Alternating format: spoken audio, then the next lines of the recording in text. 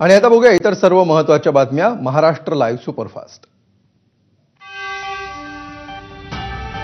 बीडच्या पाटोदा तालुक्यामध्ये 2 दिवस अतिमुसळधार पाऊस झाला आणि याच पावसानं मांजरा नदीला महापूर आलाय। पिकांचं मोठं नुकसान झालंय। या संपूर्ण परिस्थितीचा आढावा घेतलाय आमच्या प्रतिनिधीने।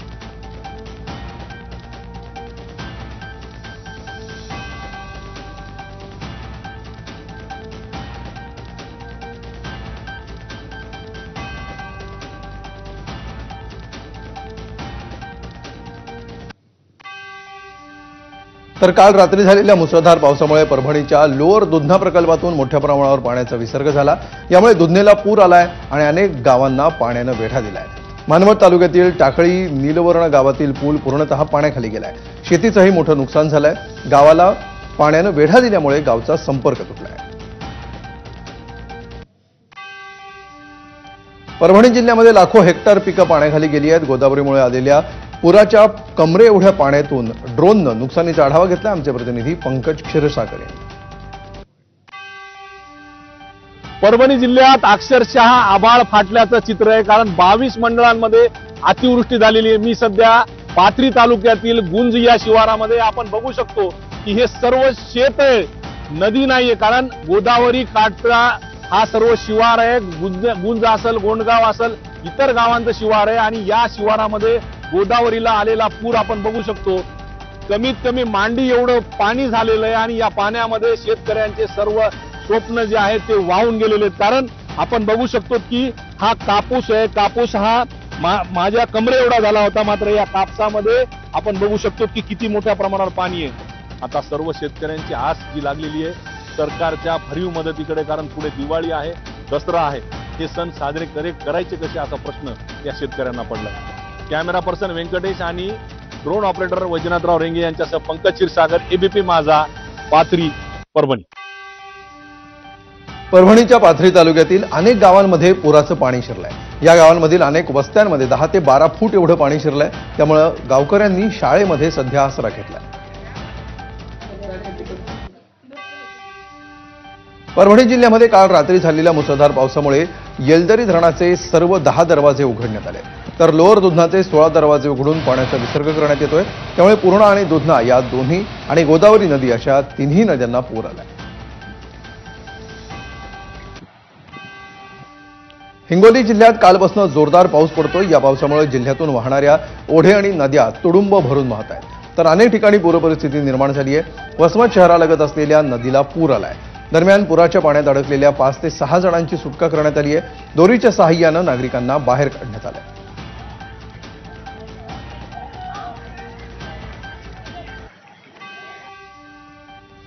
हिंगोली जिल्ह्यातील आसेगाव शिवारातील शेतीला तळ्याचं स्वरूप आलंय।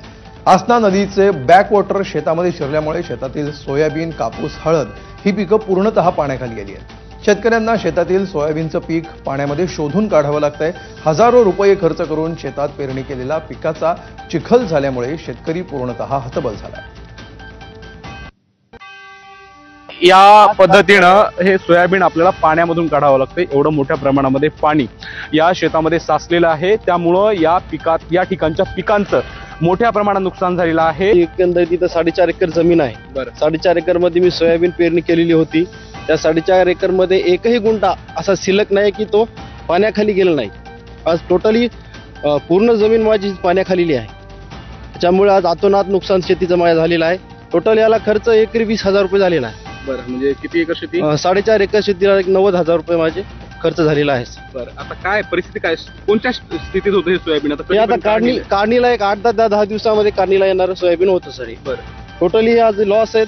त्याच्यामध्ये 1% आम्हाला उत्पन्नाच्या आता हेच नाही राहिली, अपेक्षा राहिलीच नाही। त्याचा अवघड झाले सर, सण म्हणजे आता आम्हाला राहिलाच नाही। शेतकरी सगळं सण हे सगळं शेतीच्या जीवावर शेतकरी हा सण साजरे करतो, पण आता या ठिकाणी काय आमचं शिल्लकच राहिलं तर आम्ही सण कसे साजरे करणार आहे? हा फार मोठा आमच्या पुढे पडलेला प्रश्न आहे सर। राज्यकर्त्यांकडे का मायबाप जनतेला न्याय द्या, शेतकऱ्याला न्याय द्या, की आज तुम्ही जी पाहताय विद्रायक परिस्थिती ती फार गंभीर आहे, म्हणजे खूप म्हणजे आज भयानक परिस्थिती आहे। आज शेतकऱ्यावर हे सर्वात मोठं संकट ओलावलेलं आहे।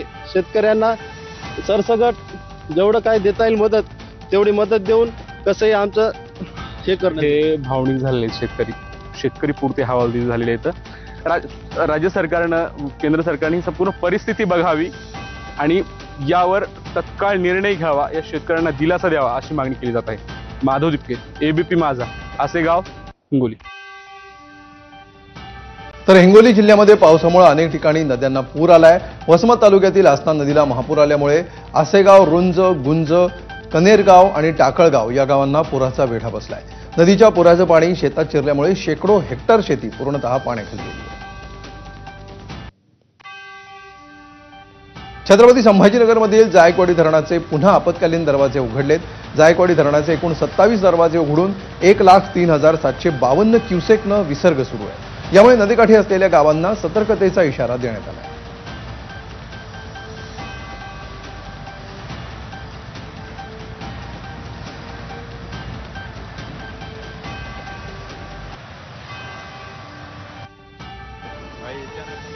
छत्रपती संभाजीनगर जिल्ह्यामध्ये एक जण डोळ्यांसमोर वाहून गेलाय. वैजापूर तालुक्यामध्ये ढेकू नदीच्या पुरामध्ये एक जण वाहून गेला. मोटरसायकलवरून जाताना नसतं धाडस त्याच्या जीवावर बेतलं.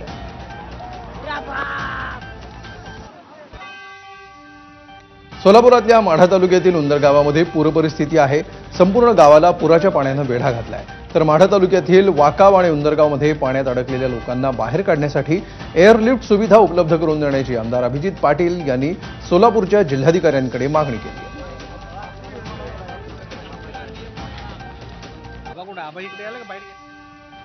सोलापूर जिल्ह्यातील सीना नदीनं रौद्र रूप धारण केलेलं आहे आणि याचे ड्रोन दृश्य कॅमेऱ्यामध्ये कैद झाली आहेत. गेल्या 70 वर्षांच्या काळामध्ये पहिल्यांदाच सीना नदीला इतकं पाणी आल्याची माहिती ग्रामस्थांनी दिली आहे. तर सीना नदीच्या पाणी पातळीमध्ये वाढ झाल्यामुळे आसपासची शेकडो हेक्टर शेती पाण्याखाली गेली आहे. तसंच नदीच्या पाणी पातळीमध्ये मोठी वाढ झाल्यामुळे प्रशासन अलर्ट मोडवर गेलं आहे.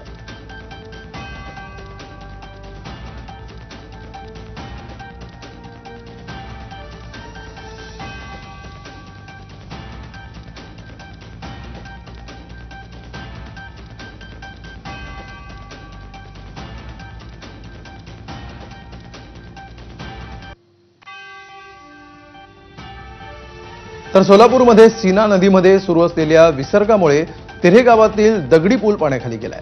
खबरदारी म्हणून प्रशासनानं सकाळपासूनच या रस्त्यावरची वाहतूक पूर्णपणे बंद केली आहे. सीना नदीच्या काठावरील शेकडो एकर शेती पाण्याखाली गेली आहे. तर उत्तर सोलापूर तालुक्यातील शिवणी, पाकणी, तिऱ्हे, पाथरी, तेलगाव, नंदूर, डोणगाव आणि मोहोळ तालुक्यातील विरवडे, पिरटाकळी, अकोले, शिंगोली, तरटगाव या गावांना पुराचा मोठा फटका बसला.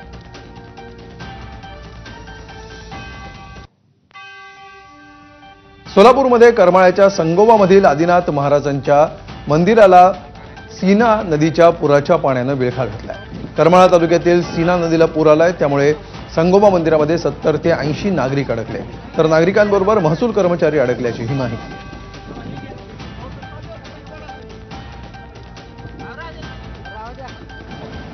रात्रीपासून आम्ही या सगळ्या पूर परिस्थितीमध्ये अडकलेलो आहोत. महाराष्ट्र शासनाच्या सगळ्या यंत्रणेला आम्हाला सांगायचं आहे की आमची तुम्ही कृपया सुटका करावी, आम्हाला बचाव कार्य करावं. NDRFच्या माध्यमातून, हेलिकॉप्टरच्या माध्यमातून आमची सुटका करण्यासाठी प्रयत्न करावेत.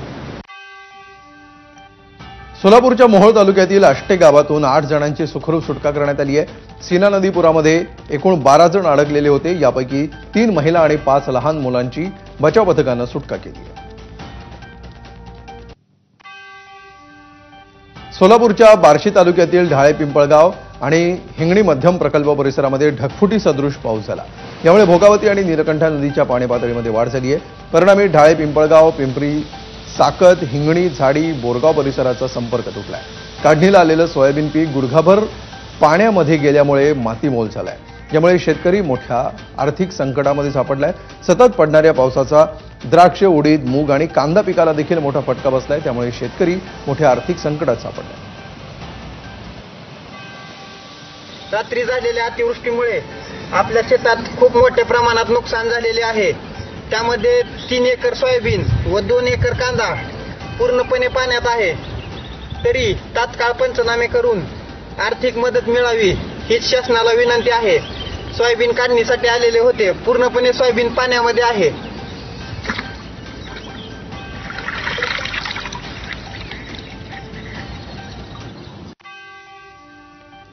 सोलापूर जिल्ह्यामध्ये रात्री धुवाधार पाऊस झालाय, त्यामुळे सीना नदीला महापूर आलाय। या महापुरामुळे मोहोळ, दक्षिण सोलापूर, उत्तर सोलापूर तालुक्यातील सीना नदीकाठच्या गावांना महापुराचा धोका निर्माण झालाय। वैरागजवळील इर्ले गावामध्ये मोहोळ माढा तालुक्याला जोडणारा बंधारा देखील पाण्याखाली गेलाय।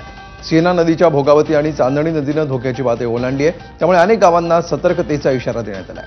मोहोळ, दक्षिण सोलापूर, उत्तर सोलापूर आणि बार्शी या तालुक्यांना सीना नदीच्या पुरामुळे खरीप हंगामाला महापुराचा फटका बसलाय। रात्री अचानक पाणी सोडल्यामुळे पाणी पूर परिस्थिती भरपूर झाली। तर मौल्यवान वस्तू आहे, ते खायचे माल आहेत तिथं पाण्यात। किती घरं पाण्याखाली गेलीत? साधारण 5 घरं आहेत पाण्याखाली। पाण्याचा भरपूर प्रभाव वाढत आहे। कोंबड्या बिंबड्या जनावर वाहून गेले ते। आज 10 दिवस झालं बंधारा पाण्याखाली, पाण्याचा उतारच कसला नाही। भरपूर पाऊस चालू असल्यामुळे पाण्याची लय वाढ आहे। सोलापूरमध्ये झालेल्या मुसळधार पावसामुळे सोलापूर होटगी महामार्ग बंद झालाय। होटगी तलाव ओव्हरफ्लो झाल्यामुळे तलावाचं पाणी सोलापूर होटगी रस्त्यावर आलंय। सोलापुरातून होटगी गावाकडे जाणारी वाहतूक पूर्णतः ठप्प झाली आहे, त्यामुळे मार्गावरून जाणाऱ्या वाहन चालकांना अडचणींचा सामना करावा लागतोय। हवामान विभागानं सोलापूर जिल्ह्यासाठी जोरदार पावसाचा इशारा दिलाय। प्रशासन सतर्क आहे आणि बचाव पथक, पोलीस दल आणि प्रशासकीय यंत्रणा तयार स्थितीमध्ये ठेवण्यात आल्या। अहिल्यानगर जिल्ह्यामध्ये गेल्या 4 दिवसांपासून सुरू असलेल्या पावसामुळे शेती पिकांचं मोठं नुकसान झालंय। प्राथमिक अंदाजानुसार 1,16,000 शेतकऱ्यांचं जवळपास 84,000 हेक्टरवरील पिकांचं नुकसान झालंय। प्रामुख्यानं सोयाबीन, उडीद, कापूस, कांदा यासह इतरही पिकांचं नुकसान झालंय। अहिल्यानगर जिल्ह्यामध्ये कर्जत, जामखेड, शेवगाव आणि पाथर्डी तालुक्याला अतिवृष्टीचा सर्वाधिक फटका बसलाय। जामखेड तालुक्यातील खर्ड्यातील शेतकऱ्यांचं सोयाबीन पीक पाण्यात गेलंय।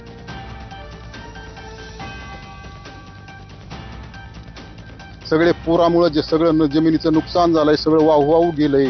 सगळ्या नदीच्या काठाने एकदम सगळं असं पाणी सगळं वाहून गेलेलं आहे। सगळी नुकसान झालेली। 10-12 एकर जमीन खर्चच 1 लाखापर्यंत खर्चच होतो आणि नंतर हे गेल्याच्या नंतर आता काय, तर सरकारने आता आम्हाला काहीतरी आमची नुकसान भरपाई द्यावी।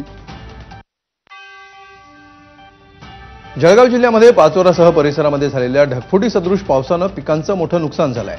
तारखेडा परिसरातील शेतकऱ्यांचे कापसाचं पीक मुसळधार पावसामुळे अक्षरशः उद्ध्वस्त झालंय, त्यामुळे त्यांच्या दिवाळीच्या आनंदावर पाणी फिरलंय। शेतकऱ्यांनी व्याजानं पैसे घेऊन कापसाची शेती केली होती, मात्र पावसामुळे हातात आलेला घास देखील हिरावून घेतला गेलाय। दसरा दिवाळीला कापसाची विक्री करून सण साजरा करू असं स्वप्न पाहणाऱ्या शेतकऱ्यांचं हे स्वप्न पूर्णपणे भंगलंय। निसर्गाचा कोप केलाय, तर तुमच्याकडून अपेक्षा आहे की तुम्ही शेतकऱ्यांना काहीतरी मदत करावं आणि लवकरात लवकर करा। आता आमच्या पुढे दिवाळ सण आलाय, मुलांना कपडे, मग मिठाई, काही कपडे, मुलांचे लग्न, मुलीचे लग्न करायचं आहे, मुलांचं शिक्षण करायचं आहे, त्यासाठी आमचा आता काहीच म्हणजे काहीच आता आम्हाला म्हणजे काहीच अपेक्षा नाही, शेतातून काहीच निघणार नाही। आमचा जो खर्च लावला गेलाय दादा, तो सुद्धा काहीच निघू शकत नाही। 90% नुकसान झाले।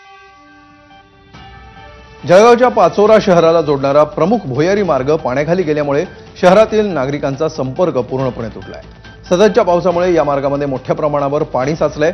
गेल्या 2 दिवसांपासून हा मार्ग बंद आहे। यामुळे शाळा, कॉलेज तसंच नोकरीवर जाणाऱ्या चाकरमान्यांना मोठ्या अडचणींचा सामना करावा लागतोय।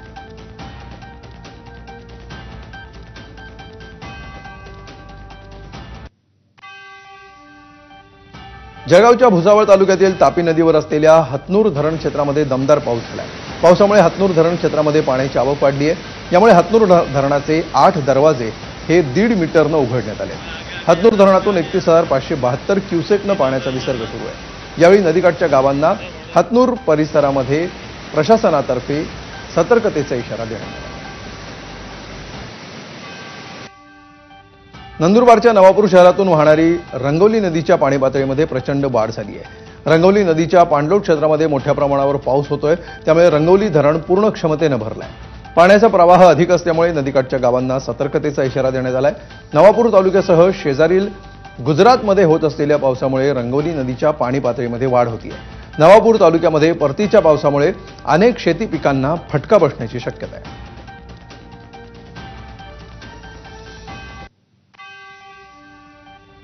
नाशिक जिल्ह्यात देखील मुसळधार पावसानं थैमान घातलंय। चांदवड तालुक्यातल्या अनेक गावांमध्ये कांद्यासह मका, बाजरी, सोयाबीन आणि तुरीचं अतोनात नुकसान झालंय। शेतात गुडघाभर पाणी साचल्यामुळे शेतकरी हतबल झालाय।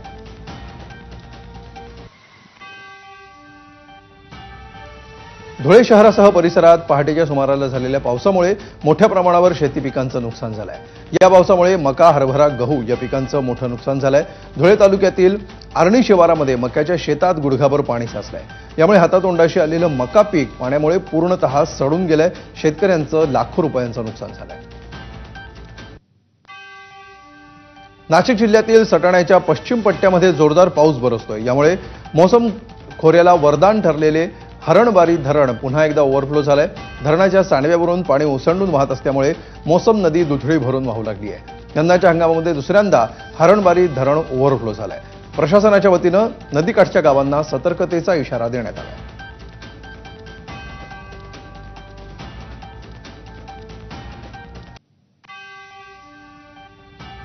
नाशिकच्या नांदगाव तालुक्यातील गिरणा धरणाचे 6 दरवाजे पुन्हा एकदा 60 सेंटीमीटरनं उघडण्यात आले। धरण क्षेत्रामध्ये सुरू असलेल्या पावसामुळे धरणातील पाणीसाठा वाढतोय। त्यामुळे गिरणा धरणातून 14,856 क्युसेकनं पाण्याचा विसर्ग सुरू आहे। वाढत्या विसर्गामुळे नदीकाठच्या गावांना सतर्कतेचा इशारा देण्यात आला। सततच्या पावसानं नाशिकच्या मनमाड शहराला पाणीपुरवठा करणारे वाघदरडी धरण अखेर ओव्हरफ्लो झालंय। सांडव्यावरून पाणी वाहू लागलंय। आता हे धरण पूर्ण क्षमतेनं भरल्यामुळे हे पाणी पुढचे 6 महिने पुरवणार असल्यामुळे मनमाड शहराच्या पिण्याच्या पाण्याचा प्रश्न तूर्त मिटलाय। त्यामुळे नागरिकांमधून समाधान व्यक्त होत आहे।